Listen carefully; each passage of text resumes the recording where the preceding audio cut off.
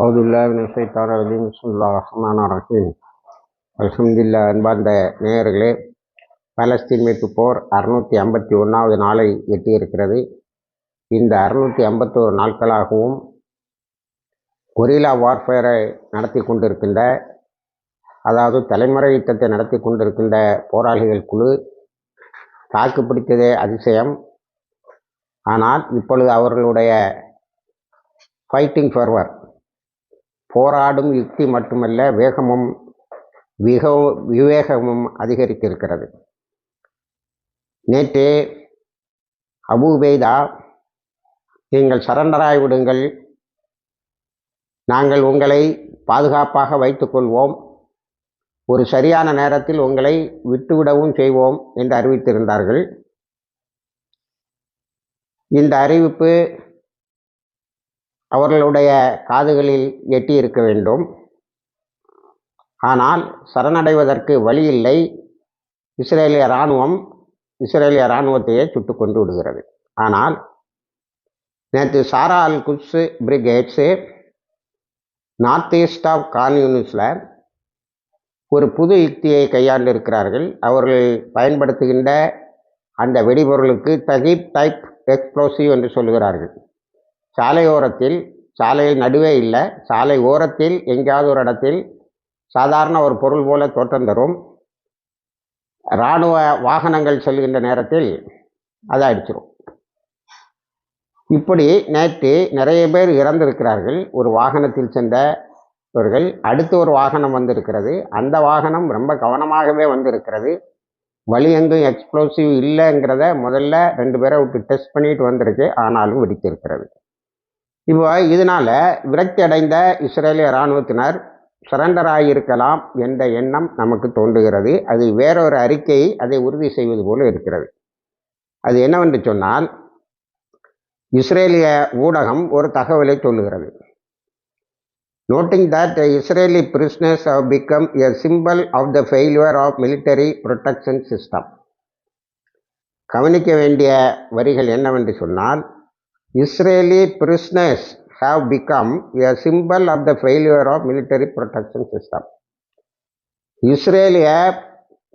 இஸ்ரேலினுடைய போர் கைதிகள்,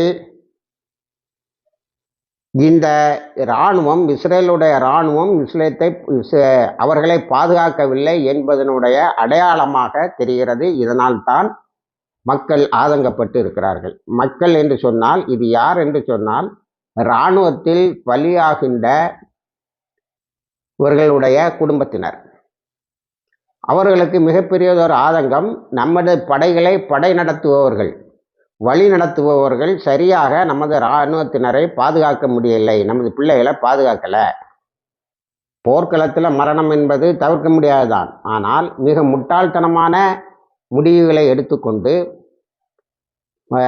அதை ஏற்கனவே அமீர் இயால் என்பவர் சொன்னது போல, அடிக்கடி யுக்தியை மாற்றிறாங்க போராளிகள். எங்களால் களத்தில் என்ன முடிவு எடுக்கிறேன்னு தெரிய மாட்டாங்க, அதுக்குள்ளால வேற யுக்திக்கு போய்விடுகிறார்கள் என்பதை வைத்து பார்க்கும்போது நிறைய பேர் கையகப்படுத்தப்பட்டிருப்பார்கள் என்று தெரிகிறது. இதை யாரும், அதாவது ஹமாஸு நாங்கள் இவ்வளோ பேரை கைது செய்திருக்கிறோம்னு சொல்லணும், அல்லது இஸ்ரேலை கைது செய்து விட்டார்கள் என்று சொல்லணும். இஸ்ரேலு இன்னொரு உண்மையை மறைக்கிறது, எல்லா உண்மையுமே மறைக்கிறது என்பதுதான் பொதுவான ஊடகங்களுடைய கருத்து. ஆனால் இஸ்ரேல் இன்னொரு உண்மையை மறைக்கிறது. கேனிபால் டைரக்ஷனில் எத்தனை பேர் கொலை செய்யப்பட்டார்கள். சரண்டராக போகிறவனா கொலை செய்திரு என்ன சொல்லியிருக்கீங்களா, அதில் எத்தனை பேரை கொலை செய்திருக்கிறீர்கள். அதில் எத்தனை பேர் சரண்டரும் ஆக முடியாது, சாகவும் முடியாதுன்னு நினைக்கிறவன், செத்து போயிடுவோன்னு பயப்படக்கூடியவன் என்ன செய்கிறான், தற்கொலை பண்ணிக்கிட்டான். அந்த கணக்கு இல்லை. ஆனால் நேற்று நார்தன் காசாவில் அல் காசம் பிரிகேட்ஸ் தாக்கின ஒரு தாக்குதலில் இஸ்ரேலிய ஊடகங்கள் many killed, helicopters arrived, picked up dead bodies, அதாவது 3 ஆஸ்பத்திரி கொண்டு போயிருக்காங்க. நேற்று பலியானவர்களுடைய இஸ்ரேலிய இராணுவத்தினுடைய சடலங்களையும் காயம்பட்டவர்களையும். இது ஜபாலியாவை சுற்றி நடந்திருக்கு. நார்தன் காசாவின் வடக்கு பகுதியில் மிகப்பெரிய அளவில் இந்த தாக்குதல் நடந்திருக்கிறது. அதுக்கு பிறகு ஒரு வீடியோவை இது 3 போராளிகள் குழுக்கள். Salahuddin brigades, Omar al காசம் brigades, அல் அஸ்கா பிரிகேட்ஸ். இவங்க 3 பேரும் அதை வீடியோன்னு சொல்லலை, வீவர்னு சொல்கிறாங்க. இந்த 3 குழுவை சார்ந்தவர்களும் இஸ்ரேலிய இராணுவம் கொஞ்சம் கொஞ்சமாக வருவதை அப்படியே படம் எடுக்கிறாங்க. அதுக்கு பிறகு ஆபத்து இல்லை என தெரிந்தவுடன் 5 பேர் இருந்தவர்கள் 10 பேர், 20 பேர், 30 பேர் என்று ஆகிறார்கள். கடைசியில் ஒரு 40 பேர் முதல் 50 பேர் வரைக்கும் ஒன்று சேருகிறார்கள். அதுக்கு பிறகு அவர்கள் ஒன்றா உட்கார்ந்து வியூகங்களை வகுத்து கொண்டு இருக்கிறார்கள். இதையெல்லாம் இவங்க வியூவரில் எடுக்கிறாங்க. அவங்க என்னென்ன ஆயுதங்கள் வச்சுருக்காங்க, எப்படி வந்து சேர்றாங்க, என்ன மாதிரி வெஹிக்கிளில் வர்றாங்க, எல்லாத்தையும் எடுக்கிறாங்க. கடைசியில் ஒரே அடி அவ்வளோ பேரையும் தூக்குறாங்க. அப்போ இந்த வீடியோ இல்லாமல் இந்த வியூவர் என்னவென்று சொன்னால், நாங்கள் எப்படி உங்களை கண்காணிக்கிறோம் என்பதற்காக போட்டு காட்டுகிறார்கள் இஸ்ரேலிய தளபதிகள். அதிர்ந்து போய் இருக்கிறான்.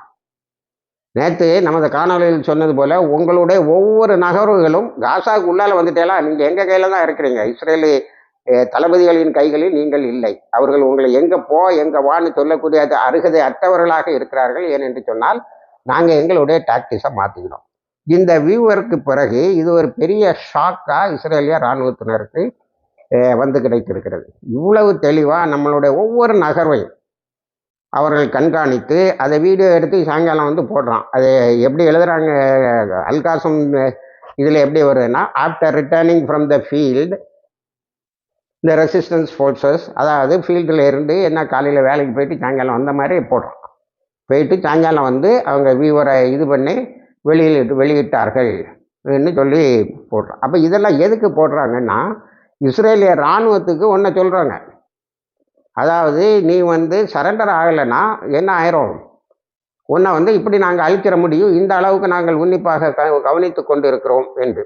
இனிமேல் நான் சொன்ன அந்த இது recent study by national security studies, அதாவது இஸ்ரேலுடைய நேஷனல் செக்யூரிட்டி ஸ்டடீஸ் இன்ஸ்டிடியூட் இப்படி ஒன்று வச்சுருக்கான். பாதுகாப்பை படிக்கக்கூடிய ஆய்வு செய்யக்கூடிய ஒரு நிறுவனம். அந்த நிறுவனம் என்ன சொல்லுன்னா, Israeli army commanders are unable to protect its army, hence Hannibal direction and suicide. அவங்க ஒரு ஆய்வு நிறுவனமே அதை சொல்லுகிறது. இஸ்ரேலிய இராணுவத்தினர் இஸ்ரேலிய தலைமைகளால் கமாண்டர்ஸ் பாதுகாக்க முடியல, அதனால் கேனிபால் டைரக்ஷன், சுட்டு கொன்னுரு, சூசைடு. நவ் ஸ்டார்வேஷன் அண்ட் தஸ்ட், அதாவது உணவுப் பொருள் போகிற பாதைகளை சாரால் குடிச்சு ஓயாமல் அதையே அடிச்சுட்டு இருக்கான். ஆனால் இப்போ அவர்களுக்கு பட்டினியும் பசியும் வந்து விட்டது. இப்படியெல்லாம் நாம் சொல்லும்போது இப்படி ஒரு 8 தாக்குதல் இருக்குது. ஆனால் அதில் முத்தாய்ப்பானதை உங்களிடத்தில் சொன்னேன். ஆனால் உணவுப் பொருள் வாங்க போகிற இடத்துல நடத்துகிற கொலை இன்னும் நடக்கலை. நேற்று காசாவில் 90 பேரை ஷஹீதாக்கியிருக்கான். 36 பேர் உணவுப் பொருள் வாங்குகிற இடத்துல. இந்த பத்திரிகையில் அதை தலைப்பை இப்போ கொஞ்சம் பரவாயில்ல, ஏஜென்சி ஃப்ரெஞ்சு ஃப்ரெஷ்ஷும் மற்றவங்களும் போடக்கூடிய தலைப்பு, உணவு வாங்க சென்றவர்களை பணமாக்கினார்கள் என்று மக்களுடைய மனதை தொடக்கூடிய அளவில் தலைப்புகளை போடுகிறார்கள். ஸ்டார் வைசம் பயங்கரமாக இருக்கு. அவன் படைகளுக்கு சாப்பாடு போடுற கட் பண்ணிட்டான். ஆனால் இங்கே மக்கள், தொலைதூரத்தில் இருக்கக்கூடிய மக்களில் சிலருடைய இது என்ன வருதுன்னா, 5 நாளைக்கு ஒரு நேரம் சாப்பிட்ருக்காங்க. தண்ணீர் இல்லாமல் டீஹைட்ரேஷன் ஆகக்கூடிய அளவுக்கு அந்த நிலையும் மோசமாகி வருகிறது. ஆனால் போர்க்களத்தில் நிற்கக்கூடிய போராளிகள் எந்த தளர்வும் இல்லாமல் அதிவேகத்தோடு போய் இப்போ உச்சத்துக்கு வந்துட்டான். உச்சநிலைன்னா சரண்டர் ஆகலைன்னா உன்னை எப்படியாவது பிடிச்சிருவோன்னு சொல்லி திட்டங்களை வகுத்து சுற்றி வளைச்சு நின்று பிடிக்கிறாங்க. அதில் ஓடிட்டா ஒன்றில் இஸ்ரேலிய இராணுவம் சுடுது, இல்லைன்னா இவன் சொல்கிறான். எப்படி இருந்தாலும் ஆயுதம் போராளிகளுக்கு கையில் கிடைக்குது. இனி நேற்று போப் லியோ அதாவது இப்போதைய போப் பிரான்சிஸ் இறந்த பிறகு வந்த போப்பு, சர்ச்சில் நடந்தது மிகப்பெரிய அநியாயம், அதை இஸ்ரேல் ஒரு மிஸ்டேக்குன்னு சொல்லுது. சொல்லிட்டு ஒரு முத்தாய்ப்பான வார்த்தையை சொல்லுறாரு, Israel itself is a mistake. இஸ்ரேலை உருவாக்கினதே மிகப்பெரியது ஒரு தவறு. அப்போ அந்த தவறுக்கு பின்னால் இந்த தவறுகள் எல்லாம் தொடர்ந்து நடந்து கொண்டு இருக்கிறது என்று சொல்லியிருக்கிறார். அதனால் இந்த யுத்தத்தை உடனேயே முடிக்க வேண்டும் என்று அவர் சொல்லி வாய்மூடலை. வெஸ்ட் பேங்கில் என்ன தெரியுமா செய்திருக்கானோ, ரமலாவில் ஒரு சர்ச்சுக்கு உள்ளால் மாடுகளை துரத்தி கொண்டு உள்ளே போயிருக்கிறார்கள். சர்ச்சை நாசகரம் பண்ணியிருக்கான். அது இன்னும் செய்தியாக மற்றவர்களுக்கு வரவில்லை. போப்பின்மை இதை தெரிஞ்ச பிறகு என்ன சொல்லுவாருன்னு தெரியல. அதுக்கு பிறகு அதை சுற்றி வாழ்ந்த ரமலால ஒரு சர்ச்சை சுற்றி வாழ்ந்த கிறிஸ்தவர்களை அடித்து விரட்டியே காணுவான். இப்போ இவன் வெஸ்ட் பேங்கில் மேற்கரையில் குடியிருப்புகளை உருவாக்குவதற்கு முஸ்லீம்களை மட்டும் அடித்து விரட்டலை, அங்கே இருக்கின்ற கிறிஸ்தவர்களையும் சேர்த்து தான் தாக்குறான். இப்போ நீங்கள் இதில் நமக்கு இதில் ஒரு சீக்வன்ஸை பார்க்க முடியும், ஒரு தொடரை பார்க்க முடியும். இங்கே சர்ச்சில் ஹோலி ஃபேமிலி சர்ச்சில் குண்டை போடுறான், அங்கே மேற்கரையில் ரமலாவில் இருக்கக்கூடிய சர்ச்சுக்குள்ளால் பூகிறான், ஹெர்பானில் இருக்கக்கூடிய சர்ச்சுக்குள்ளால் பூந்து கலாட்டா பண்ணியிருக்கானுவோம். அப்போது கிறிஸ்தவர்களையும் சேர்த்து அழிக்கின்றது தான் இவங்களுக்கு கொடுக்கக்கூடிய பாடம். யார்? இஸ்ரேலிய இராணுவத்திற்கு கொடுக்கக்கூடிய பாடம். ஏன்னா நான் முன்னாடியே ஒரு வருஷத்துக்கு முன்னாடி இதே காணொலியில் சொன்னேன், அமெரிக்காவில் ஒரு டிராஃபிக் பிரச்சனையில் ஒரு யூதனுக்கும் ஒரு டிராஃபிக் கான்ஸ்டபிளுக்கும் பிரச்சனை வந்ததில் அந்த யூதன் என்ன சொல்லியிருக்கேன்னா, உங்களையும் சேர்த்து கொலை செய்கிறதாயா எங்கள் திட்டம், ஆனால் அது இப்போ இல்லைன்னு சொல்லியிருக்காங்கிறத நம்ம சொன்னோம். அதே தான் இப்போ அங்கேயும் நடந்துகிட்டு இருக்கு. அப்போ ஒரு மேட்னஸ் இஸ்ரேலில் குடியிருப்பவர்களுடைய வந்தேரிகளுடைய கணக்கில் தெரிகிறது. அதே மேட்னஸ் இராணுவத்திடம் தெரிகிறது. காசாவில் ஹோலி ஃபேமிலியை இது பண்ணதில் இருந்து இது ஒரு மிஸ்டேக்குன்னு சொன்னோன்னா ட்ரம்ப் ஐயோ மிஸ்டேக்கான ட்ரம்ப்பே வெறும் மிஸ்டேக்காக தான் இருக்கான். அதை அவங்களுடைய நீதிமன்றம் சுட்டி காட்டிக்கிட்டே இருக்கு. அடுத்தது ஹூத்திஸோடைய தாக்குதல் பென்குரியன் ஏர்போர்ட்டை 2 நாளாக மூடி இருக்கு. நேற்றுலேருந்து முந்தா நாளில் இருந்து நேற்று வரைக்கும் அது மூடியே இருக்கிறது. அதை இப்போ உலகத்தில் உள்ள இராணுவ நோக்கர்கள், குறிப்பாக ஜோர்டானில் உள்ள ஒரு இராணுவ அதிகாரியும் எகிப்தில் உள்ள ஒரு இராணுவ அதிகாரியும் என்ன சொல்லியிருக்கிறார்கள் என்று சொன்னால், ஹூத்திஸோட தாக்குதல் நாம் எல்லாம் எதிர்பார்த்ததை விட அதிகமாக போய்விட்டது, அன்எக்ஸ்பெக்டட். இந்த உலகத்தில் இன்றைக்கு காசாவில் வாடுகின்ற மக்களுக்காக அவர்களுக்கு உணவுப் பொருள் போக வேண்டும் என்பதற்காக ஒரே ஒரு நாடு யமன் மட்டும்தான். இப்போ யமன் இதை ஹூத்திஸ்ன்னு சொல்லாங்க, கவர்மெண்ட் ஆஃப் யமன்னு சொல்லுங்க, நாங்கள் அரசாங்க ரீதியாக எடுத்த முடிவு தான் இஸ்ரேலை தாக்குவது என்று அதுதான் தாக்கி கொண்டு இருக்கிறது. இந்த தாக்குதல் என்னென்ன இழப்புகளை ஏற்படுத்துகிறது என்பதை இதுவரைக்கும் இஸ்ரேல் அங்கே ஸ்டடி இன்ஸ்டியூட் வச்சிருக்கான், ஆராய்ச்சி நிறுவனம் வச்சிருக்கான், யாருமே சொல்லலை.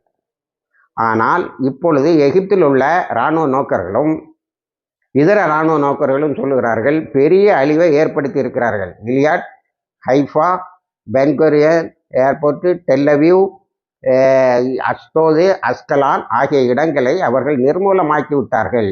இது போதாத குறைக்கு போராளிகளும் இவன் எந்த கான்யூனிஸை 650 நாளாக பிடிக்கிறதுக்கு முயற்சி பண்ணிகிட்டு இருக்கானோ, இதே ஒரு பெரிய அவமானம். 650 நாளாக முயற்சி பண்ணிகிட்டு இருக்கானோ அந்த கான்யூனிஸுக்கு மத்தியில் இருந்து மிசில்ஸாக அடிக்கிறாங்க. இப்போ நார்தன் காசாவை நான் கையகப்படுத்திடுவேன்னு போனால் அந்த வியூவர் என்ன சொல்லுதுன்னா, இஸ்ரேலிய இராணுவம் முழுக்க போராளிகளின் கட்டுப்பாட்டில் இருக்கிறது. அதனால தான் நேற்று 300க்கு மேற்பட்ட இஸ்ரேலிய இராணுவத்தினர் அழிந்திருக்கிறார்கள். ஹெலிகாப்டர்கள் காகம் போல் பறந்திருக்கிறது. ஆனால் இதுக்கெல்லாம் சேர்த்து அப்பாவிகளையே பழிவாங்குகிற ஒரு நிலையைத்தான் இஸ்ரேல் கொண்டு வருகிறது. ஆப்ரேஷன் கிடியன் சாரியாட் மிகப்பெரியதொரு தோல்வி.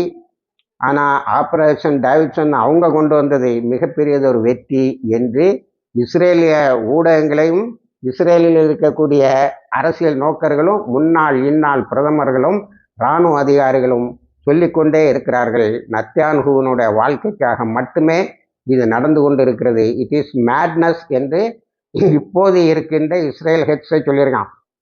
சர்ச்சை அடித்தது மிஸ்டேக்கு நான் சொல்லலை, நாங்கள் தாக்கிக்கிட்டே இருப்போம், நாங்கள் சொல்லியிருக்கோம், தாக்கணும்னு சொல்லியிருக்கோம் என்று அவன் அறிக்கை விட்டான். இப்போ மிஸ்டேக்குன்னு இவங்க சொல்லி தப்பிக்க பார்க்குறாங்க. இணைந்திருங்கள். இந்த யுத்தம் முஸ்லீம்களும் கிறிஸ்தவர்களும் ஒரு அணி, யூதர்கள் ஒரு அணி, சியோனிஸ்டுகள், யூதர்னு சொல்லக்கூடாது, சியோனிஸ்டுகள். ஏன்னா யூதர்களே இப்போ யூதர் காங்கிரஸ்லாம் சியோனிஸ்டுக்கு எதிராக சியோனிஸ்ட் காங்கிரஸ்லாம் வந்ததுனால அப்படி சொல்லக்கூடாது. இப்படி ஒரு புது வடிவத்தை எடுத்திருக்கிறது. இணைந்திருங்கள். எல்லா தகவலையும் தருகிறோம். வாய்க்கிறதவானால்